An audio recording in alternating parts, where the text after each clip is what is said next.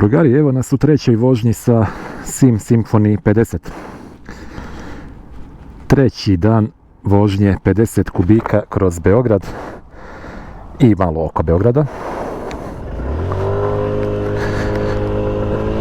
Današnji plan, ajmo gospođo, ko je sporiji od nas dvoje?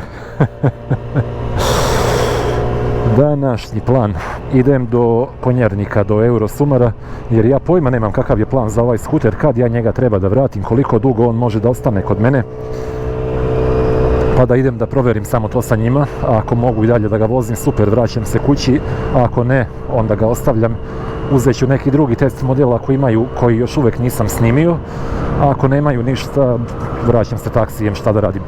Pazite što imam dodatak, throttle lock, pustim gas i on ide sam lagano. Ovo nemojte da radite, ovo nije bezbedno, nije po propisima, nije pametno, ali ako ste dovoljno ludi, ako vam je dovoljno dosadno dok se vozite ovako malom brzinom, može i to. Krećemo, throttle lock, zaglavimo, mogu da pustim gas i on ide lagano.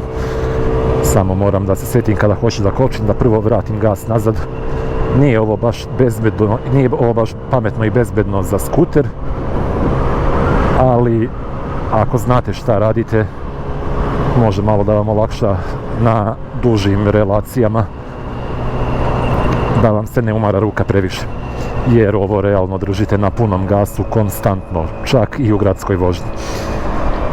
Šta sam htio da kažem? Da, idemo dakle do Konjarnika i ovo bi moglo da bude simulacija realnog scenarija, znači gomila ljudi sigurno putuje od Konjarnika do Novog Beograda i nazad zbog posla, zbog čega već, i vjerovatno će mnogi uzeti skuter upravo da bi prelazili tu relaciju, jer im je muka više od vožnje automobilom po gradskim gužvama.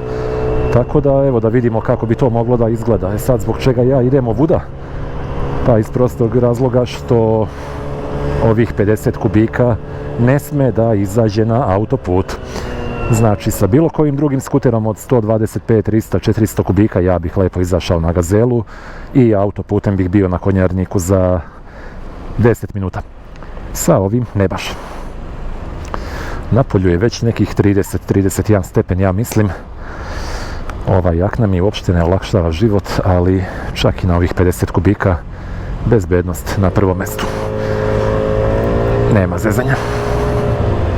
Mnogo bih voleo sada vozim samo u majici, ali to uopšte ne bi bilo pametno, jer dovoljno je jednom da mi zatreba jakna, a da je nemam, pa da žalim ostatak života. Ja brži.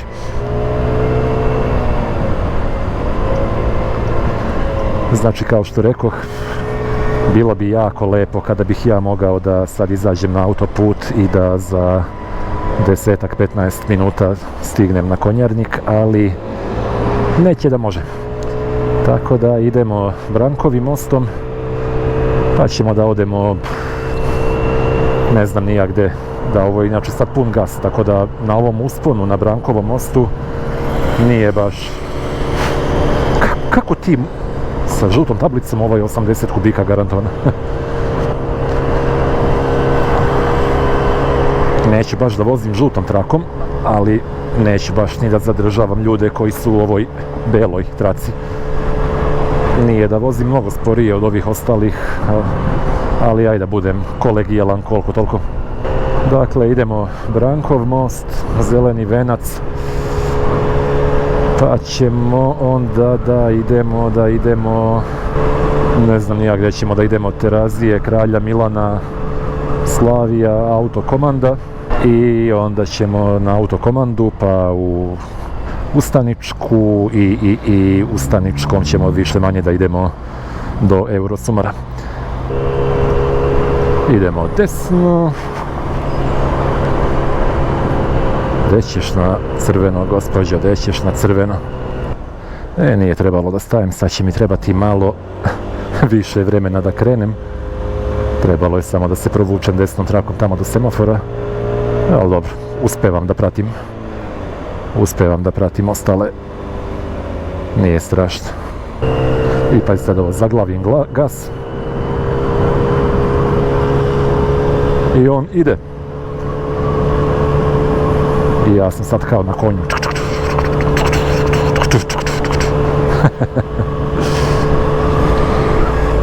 Malo sam brži nego konjska zaprega. Da se baš sad ne lažemo da nije ni ovo toliko loše. Probijamo se lagano kroz gradsku gužvu. Nije kao da možemo mnogo brže od ovoga. Šta je bre s ovim retrovizorom? Nameštam ga 5. put već.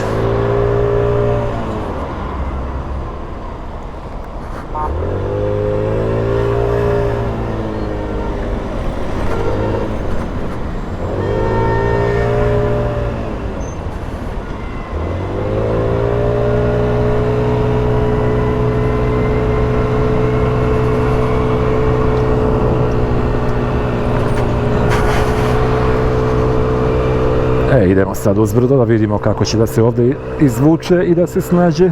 40, lepo, lepo, za pohvalu. Što bi rekao Bata Stojković, nije to tako loše kao što izgleda.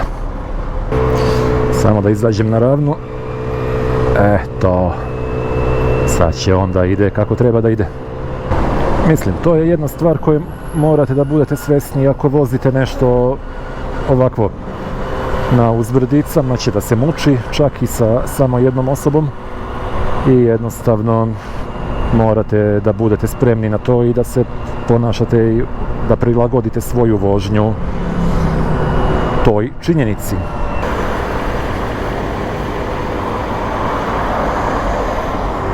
Ima dobra svjetla, to mi se sviđa. To. Lako se provučemo tamo gdje hoćemo.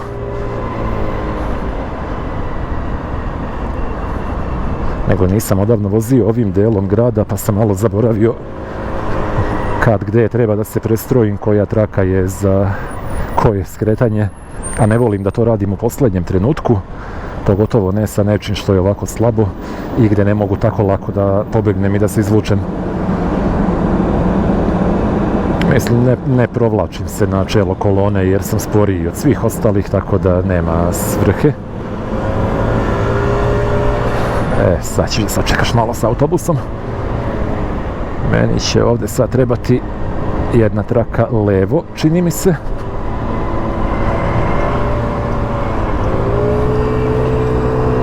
Hvala. To je to, sad možemo da ga zaglavimo. I on dalje sve zna sam. Upravljamo telom. Krajnje nebezbedno, krajnje nesavesno i neodgovorno i loš primjer mladima koji ovo gledaju. Nemojte ovo da radite, ja sam budala, vi budite pametni.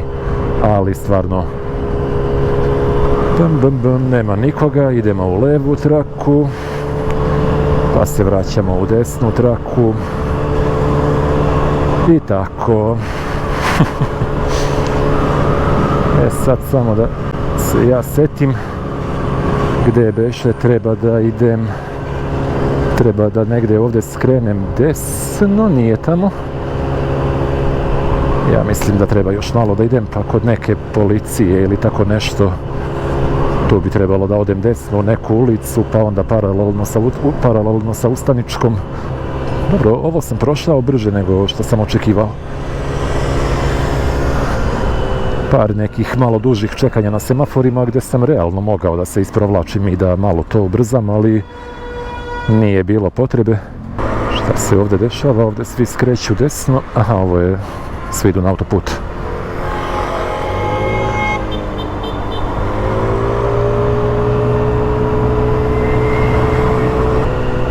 Imam neki lud osjećaj da sam promašio skretanje koje mi je trebalo. Crveno, crveno. Da li imam ja vremena sada izvadim telefon da pogledam navigaciju? Ne, idem još pravo, da sad se sjećam, pa tamo negdje kod Šumica treba da skrenem levo, desno. Ok, to je to. Znam gdje sam. Gledam kad se tamo uključi žuto da ja već polako dajem gas da krenem. Evo ga, žuto. Crveno. Idemo. Kakav start. Kakav besan start. Samo što ga nisam potpisao. Ali dobro, ja to, znate, ne bih da palim gume, nisu moje, pa da ga ipak vratimo u dobrom stanju u salon. Da, sad ovdje možemo desno. Symphony ST 125, ja mislim. Lepa mašina. Sve više i više viđam ove Symphony skutere. Izgleda da su se lepo pokazali čak i ovdje u beogradskim uslovima eksploatacije. Tamo u mom kraju ima par dostavljača koji voze ST200, to sam baš primetio. I to je, ja mislim, onako idealno za grad. 169 kubika, neuništiv. Evo ga još jedan sapatnik na nekoj maloj mašini sa žutom tablicom. Da li mogu ja između ivičnjaka i ležećeg? Naravno da mogu. Što je lepo ovdje u hladovini. Bilo bi jako lepo kad bismo imali malo više drveća po gradu, zar ne? I ovdje ćemo da kočimo. Jer ovdje idemo pravo. Znate kako? Za slučaj da ja sad moram da vratim ovaj skuter, neki moji finalni utisci pre nego što se rastanemo. Rekao sam to i u prethodnom snimku u onoj vožnji do Avale. Zanimljiva je mašina za onako neko zezanje, za neku vožnju koji će tako da bude potpuno drugi osjećaj u odnosu na bilo šta drugo što ste vozili. I s te strane jeste ovo zanimljivo i da sam baš besan i da imam para da imam dva skutera i da se tu nešto glupiram, uzeo bih ga da mi stoji i tako povremeno da ga provozam, čisto eto da... Šta ovaj radi? Sa sve telefonom. Uzeo bih ga eto čisto da imam tako nešto malo za zezanje i za glupiranje.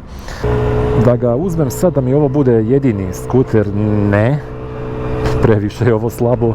I evo ja već 2 dana idem na posao i vraćam se, prelazim preko mosta na Adi, vidjeli ste i na prethodnom snimku, ja vozim između one bele linije i betonskog zida, da ne bih smetao drugima jer sam svjestan koliko sam spor, a koliko se generalno brzo vozi preko mosta i stvarno nije bezbedno.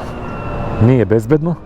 Ja, imam ili bar ja želim da verujem da imam dovoljno iskustva da znam kako da pređem tu deonicu i da svesno preduzmem taj rizik i da znam kako da se snađem u toj situaciji.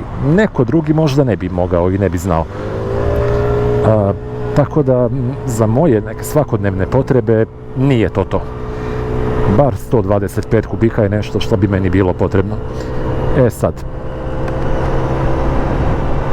i dalje stojim iza toga da ovo može da bude jako zanimljiva stvar za neke scenarije i da s te strane mogu da zamislim situaciju u kojoj bi ga neko uzeo i vozio. Što da ne? Vi ste vidjeli sve, vidjeli ste gradsku vožnju, vidjeli ste vožnju do Avale, vidjeli ste onako recenziju neku u mestu, znate šta ima i šta nema, tako da je to to.